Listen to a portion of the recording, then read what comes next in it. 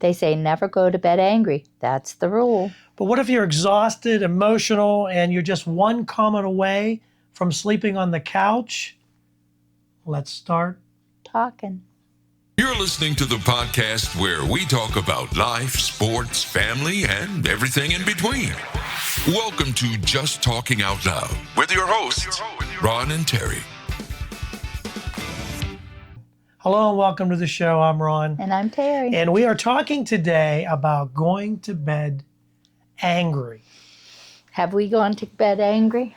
I'm sure we have. Well, that's a question that we're going to ask. And there was another question that was brought up as to where did this even come from? Where was the origin of never go to bed angry? And to be honest, I wasn't sure. So we looked it up.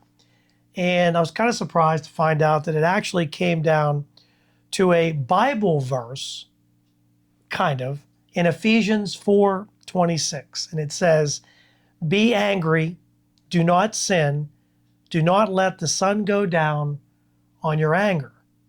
That was the Bible verse. That was a Bible verse.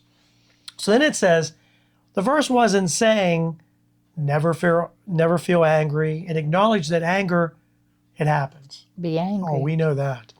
The emphasis was on not letting anger linger, fester, or even turn into resentment, which it does. we know it can. Oh, yeah. It does. Over time, don't let the sun go down on your anger. It was shortened, and that's how it got modernized into the advice we hear today, which is, what is it? Don't go to bed angry. Never go to bed angry. Yes. Yeah. The idea, though, they said in this was reinforced through Christian marriage counseling. Now, we're not here saying it's bad, okay? Counseling is good. If you need it, please do it.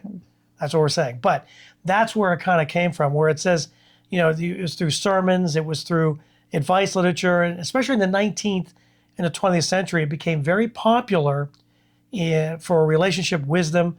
It was shared by pastors and parents and, even probably grandparents, even during the wedding vows.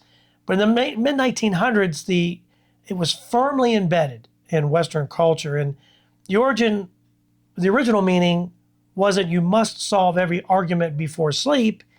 It was closer to don't let unresolved anger harden into bitterness.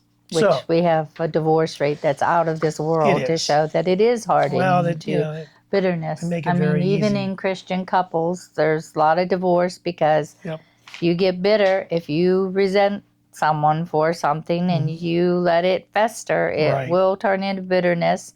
And then how many are really sorry that they let it get that far and they end up divorced? I think as we over go, it, we're going to talk about some of the questions, and I think that's a good point. When you go to bed angry, or do you keep arguing and you get more angry and you say things that you didn't, that you wish you hadn't said, but you said. So anyway, you can't take them back. And you're right. It is hard. Once that is said, it comes out. It's always in the back of your head, isn't it? Yeah. Sometimes it feels that way, doesn't it? Yep. And it takes a while to forgive. Do you think this is realistic advice?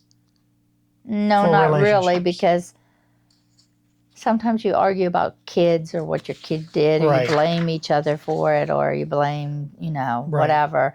And you get tired and you get emotional, and it's like sometimes you just have to sleep on it. Can you sleep? When you're emotional, I think when you're emotional, sometimes especially if you're upset, then you'll eventually fall asleep. It's hard though, because you know how even when you're not mad, like say it's a Sunday night. It's on your mind, yeah. And you try to shut your mind off, and you can't. And it just keeps going. It just never. You say, okay, I'm gonna forget it. I'm moving on, but there has to be a way to. They say there's like calming exercises where you can breathe through your nose. They say breathing through your nose is the most. And then through your mouth. What's the word? Medical. It's the best for you. You get a lot more oxygen in your system. Unless you can't breathe through your nose. Yeah. And a lot of people think that it comes from movies. Like this this advice that you don't go to bed angry is like from movies, Instagram, but that isn't, again, it's not realistic. You don't finish, nothing gets done in an hour and a half. A lot of times when you're mad about whatever. And sometimes when you go back, the it's not problem even, that makes you angry is bigger than something you can just make a phone call and fix. So pros of not going to bed angry, you can clear the air before you sleep. Okay. If it's a problem I that you get can, that, right? yeah. Yes. You can clear the air, even though it might not be totally resolved. At least it's like we got a plan. You can agree to disagree. Let's talk about this tomorrow, because you got to find that happy medium. Happy medium. There, that's good. Man, you're good. It's like we're married. I weird. wonder why. It shows commitment to resolving issues, right? If you know, now here's the cons. Exhaustion can make arguments worse. I believe right? Because you're so mad over maybe something that you think is stupid, but for the other person, it's not stupid. And you just need to go get some rest. And right. Because your head's too mumbled to think about it. Right. What was I saying? Cons. Okay, forced fixes sometimes just covers up deep feelings. In other words, if you let your words hurt each other, and then you say, okay, well, that's what we're going to do, and we decided what we're going to do, and you go to bed. One of the others, but then someone might be hurt, which can turn into bitterness. So the question here was, it can still turn into bitterness, even though it's resolved. What do you think has happened in your relationship? Solutions or temporary peace?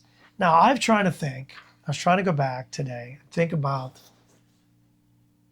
our fights. Like, when was the last time we had, a knockout, I don't want to say knockout, drag out, because that's not. We really haven't had that many. But I'm trying to think of when we had anything that, there's been times that in fact, I can remember a time we were angry, and I went to bed, we went to bed, even though we were still angry, but I could not sleep. We tossed So you don't remember what it was? I don't remember. Because it probably wasn't really that important. I know we had some fights when it was the store, when we were... Yeah, especially when Zach, I know there was a fight there. No, there was a time when I was pregnant for Zachary that we weren't getting along at all. No, we were not on the same page. Right. We were not getting along. I was pregnant for Zachary. Right. As a matter of fact, the day we went for my pregnancy test, you thought I was joking about it. I don't know if all you kept saying that day was, "Oh no, we have to buy diapers again. We have to buy diapers again." Yeah, because we're 7 years out. And then it got worse from there. Yeah. And it got worse from there, or 6 years. And then I had more problems with that pregnancy. I knew you'd be sick this time, and Yeah, you were into your store and wanting to get this store started, and But anyway. We're here. We're still here. There was a time it was quite a few months that I think my dad didn't even know. So we've been married 10 years at that point. 90, well, about 9. 10, about 10 94, years, 95, 10. whatever, because he was born in 95. But he was born in December, so that's almost 10. So I'm saying, about 10 years. You always say that 7-year itch. Yeah. Well, it was a 10-year itch. It was a 10-year itch. And I wasn't on board, but I came around. I love my kids. I've been so blessed, for sure. But I do remember that. Yeah. That's the biggest turmoil, longest time of turmoil I remember in our marriage. And then, like, anytime I was like morning sick, or if I had this or that, I knew it was to be good. I would have to hear it all over again. I'm like, I would try not to tell you. Making it worse. Yeah. So experts like Dr. Alexandria Solomon, argue that insisting couples never go to bed angry is not realistic. It's not helpful. The traditional saying can make partners feel like the relationship is failing if they can't resolve everything before sleep. And not everything is going to be resolved in an hour or two or 3 or 5. And some things like that, and how many couples have unexpected pregnancies? Yeah, you know what? Yeah, let us know. What are you fighting? And what do you fight about? What do you think later? Like, why did we fight about that? Yeah. You know what I mean? I mean, we know couples, one wanted another child, one didn't want another child. Right. I mean, we know, people who, just that decision alone, was a lot. Yeah. The myth, they say, comes from romantic movies, fairy tales, and trying to force resolution when you're exhausted can make things worse, and anger gives information. It's not something to shame or suppress. So there's a lot to this as far as, what's the good advice? Well, good advice is, I guess the best advice is try to communicate. Even though you're angry, you've got to find a way to listen to each other. And problem solve together. Mm-hmm. I think Put your differences and it's aside. hard. I know it's hard when you're angry and you're frustrated. People have bought homes that are fixer-uppers or something, and they've got different ideas in that, and they fight about, right. the whole process. Could be maybe this wasn't as worth what we thought it was because it's come between us, So according to this, it's okay to go to bed angry if, like some relationship sites and therapists like the Gottman Institute, so yeah, it's okay. You pause the argument consciously. So together you say, okay, listen, we're not getting anywhere, right? We have a few ideas of what we can do about it. Let's work on them tomorrow. Let's work on them tomorrow. I'll call this place. This is the plan. I'll call this place. You call that place. See what we have. And you both have to agree that you'll do it. That's the next thing. You both have to agree that we'll just talk tomorrow. I think that's important too. You're too tired and emotional to communicate right now, so it would be better to sleep on it. You know what I mean? Because, well, that gives you some time, and you will think about it. I don't think you can escape that. Yeah, I think, Or you just get on your phone. If it's something big, you're going to think on it. And then, like, if you go through a sickness, don't get on your phone and look it up on the internet because they'll have you dead in a half an hour. And it says, and this, I think this is true. If you take a break before you sleep, it can prevent saying something that you're going to regret later on. And like you said, sometimes once it comes out, depending on who it is, the other person, it might be something just sticks. It's just that one thing that maybe even. And sometimes, like when you say something, and then that makes the other person bitter, like they don't care, and why should I? Yeah. So, do we have any rules set for heated conversations? Do we sleep or do we stick it out? I don't think we've had any rules set. We've had both. I know there's been other problems with kids that we stayed up until we made a decision with, what to do with a child's punishment or whatever. That is true. We negotiated, and I know other people that's practically broke them apart or did because they could not. Maybe mom was loosey-goosey and dad was a disciplinarian. Yeah. Dad wanted this to stop right now. That child's not allowed to do that anymore. Mom's trying to negotiate. Well, maybe she can go, this much, not, And it's hard when It's tough. You've got different opinions on things. Yeah. Before we move on to some drawbacks to going to bed angry, we want to thank you for joining us, and also want to, I'm going to try something different. We want you to like, share, and subscribe. Yes, we'd appreciate that. I just thought we'd do it earlier in the show rather than because we're, sometimes they tune us out. Yeah, by then. Which I don't, I get it, But yeah, we'd really like if you would follow us too. And give us your comments on, do you go to bed angry? Absolutely. What do you? And do you has have it some hurt rules? your marriage or, Do you, when you do sleep, does it just fester in you? I think that's That's the tough part. Or are you able to sleep? Maybe you're one of those ones that you're angry, but then you're able to just forget about it. I don't know if there are people like that, but for sure, please leave us your comments. So some drawbacks, it says anger can interfere with sleep quality. Well, that's a no-brainer. We all know that. Letting fights linger without future plans can lead to resentment or escalation. Do you think poor sleep makes conflicts harder to resolve the next day?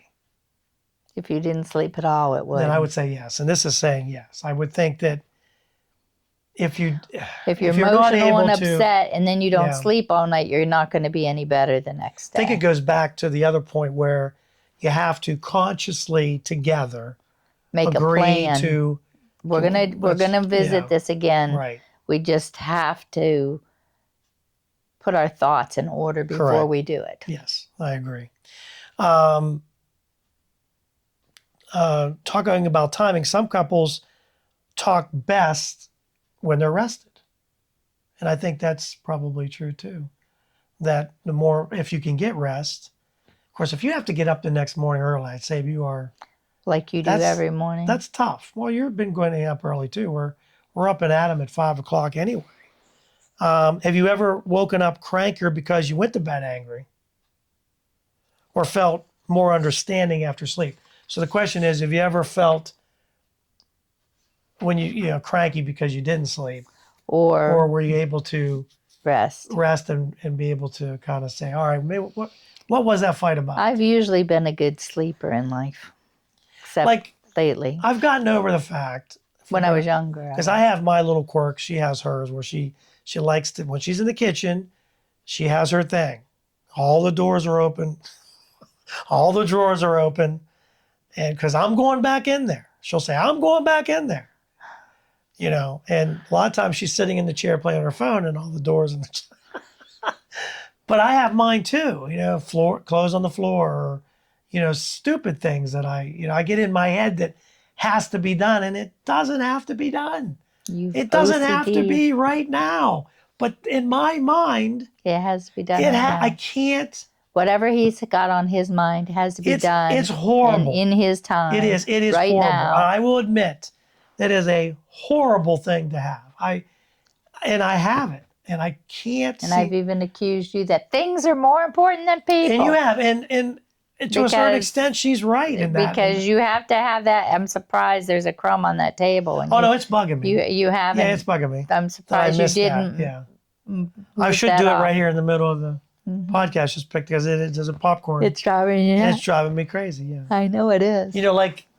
This was, this is my, when Dad built this. This was like kind of the domain, and we'd all come down and watch Penguin games, Steeler games. Yeah, for whatever. years this was the. And Nathan or Ralph would be sitting right there, and so this was, and so all this stuff, because someone said to me, I think it was Tim, he said, "Boy, what happened to your man cave?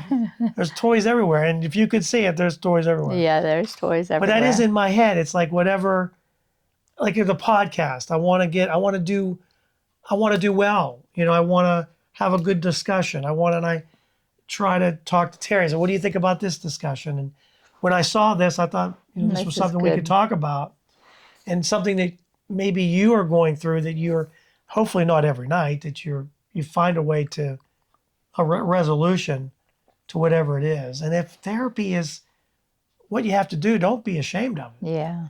If it works, if you find the right. Sometimes you just need a third party to vent but it has on. to be.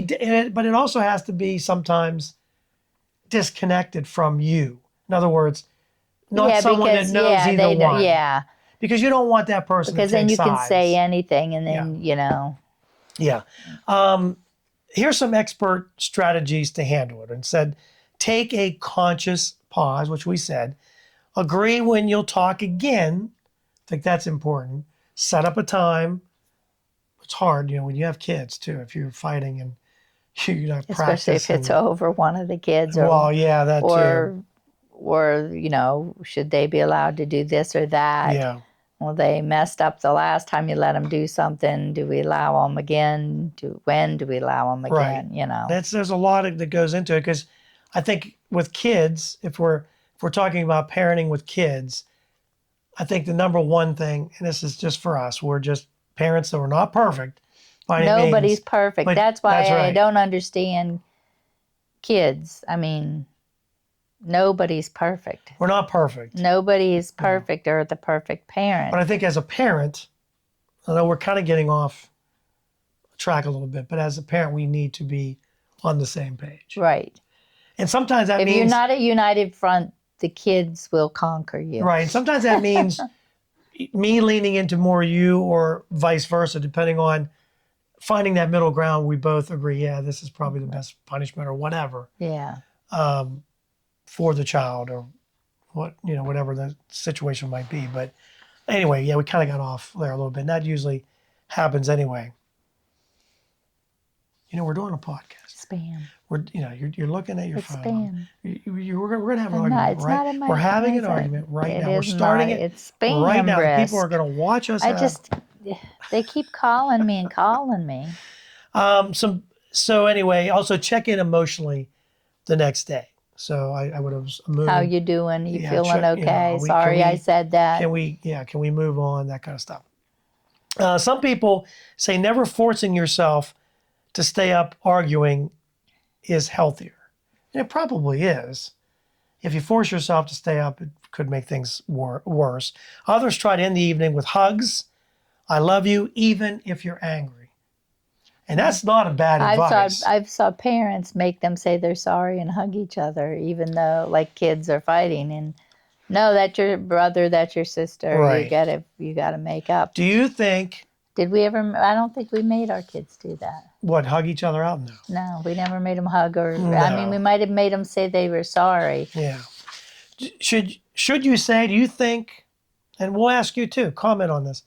Do you think it's okay to say I love you before sleep, even if you're mad? Yes. I kind of think yes. I think you should because I think so too. Yeah, because, even though this has come between us, I still love you. Yeah. So let's go through this, okay?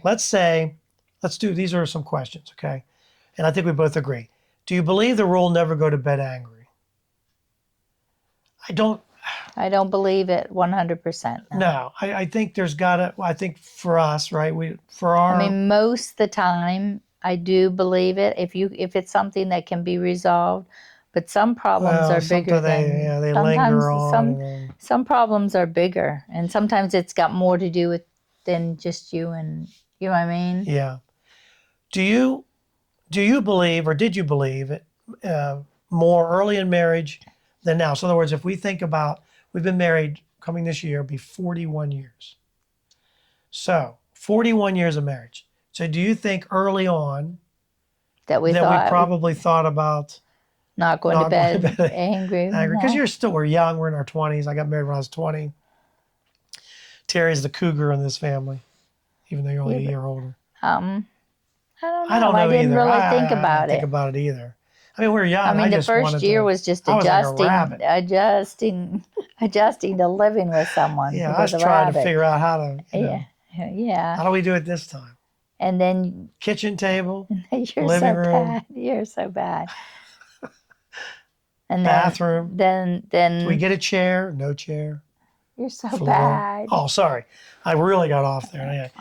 Who's more likely to finish the argument before bed? Now, this is a good call. If you have if you or your boyfriend, your significant other, who is more likely to finish off the argument?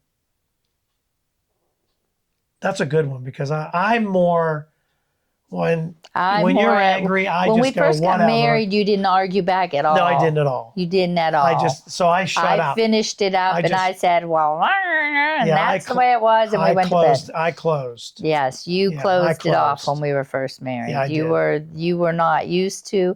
I don't know if your parents just never argued or whatever. Mine fought in front of. As a matter of fact, our very first date, you came in the middle of my parents' argument. That's a great point because I never remember them. Oh, you know what?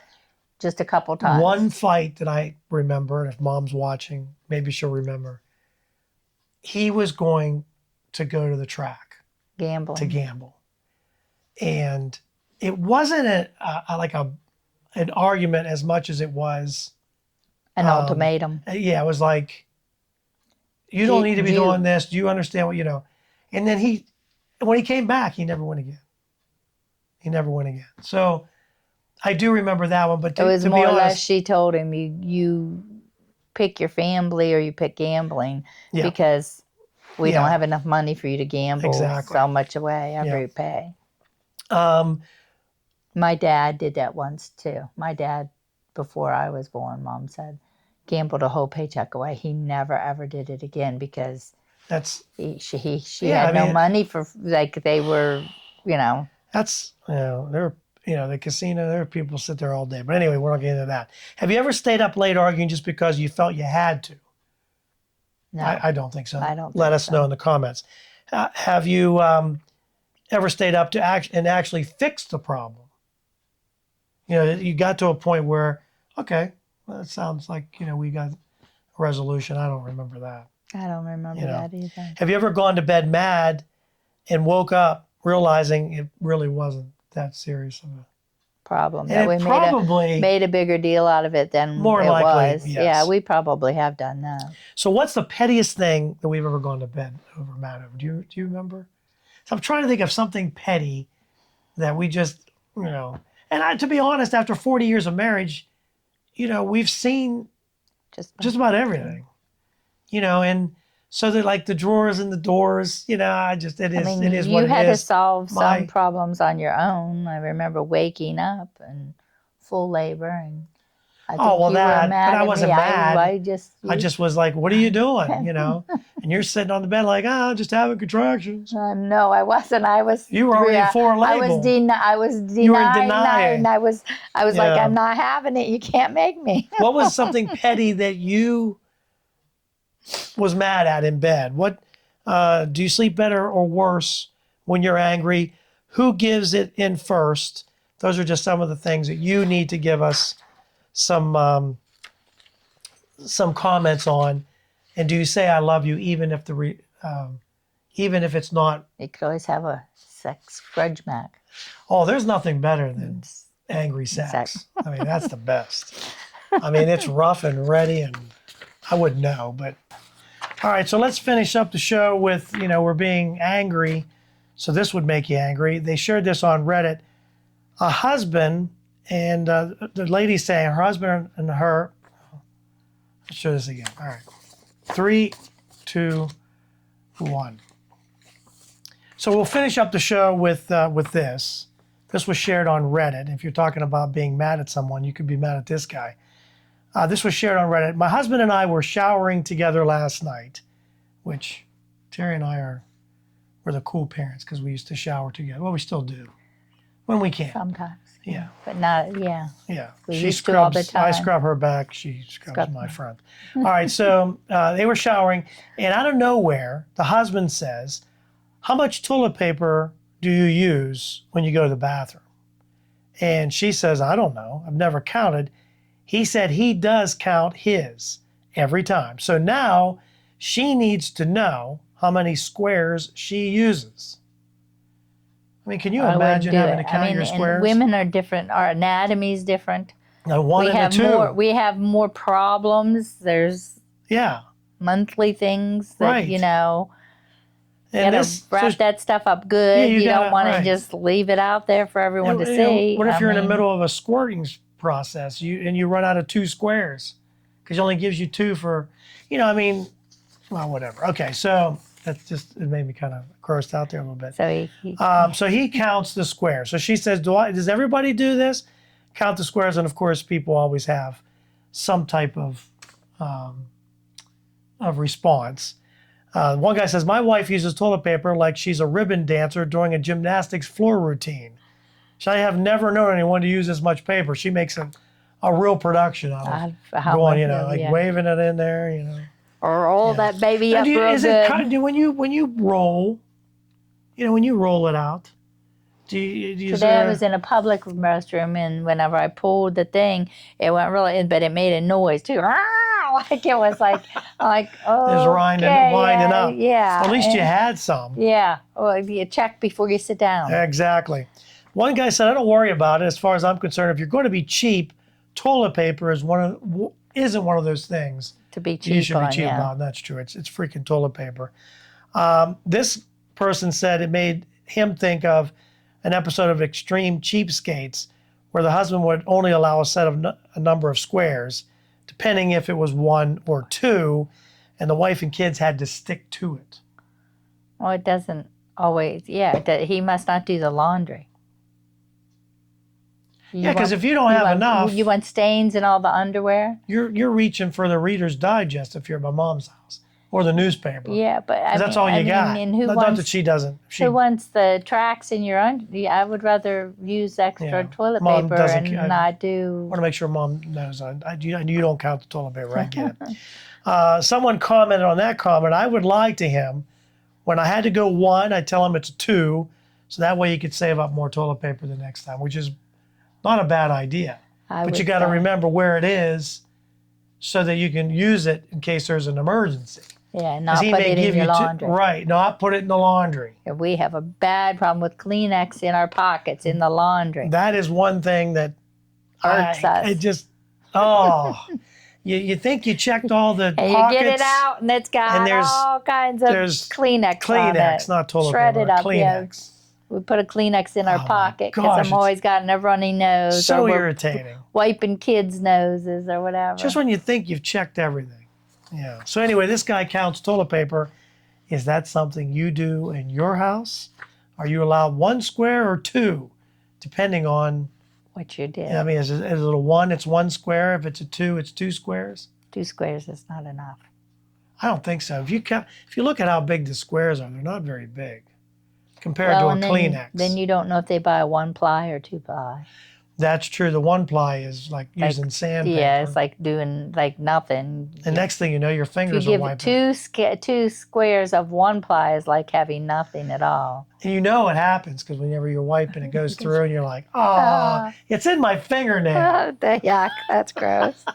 That's so gross. You got to really scrub her. And then you got to sniff it to make sure there's not still any in there. That's gross. That's why I always say, Terry, smell my hand. That's why you wash your hands after you go to the bathroom.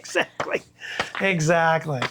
Well, thank you so much for listening and watching. Don't forget to like, subscribe, and share. Yes, we'd appreciate that. Follow us on Facebook or X at Just Talking Out Loud. And thanks so much for listening to our banter. We are out.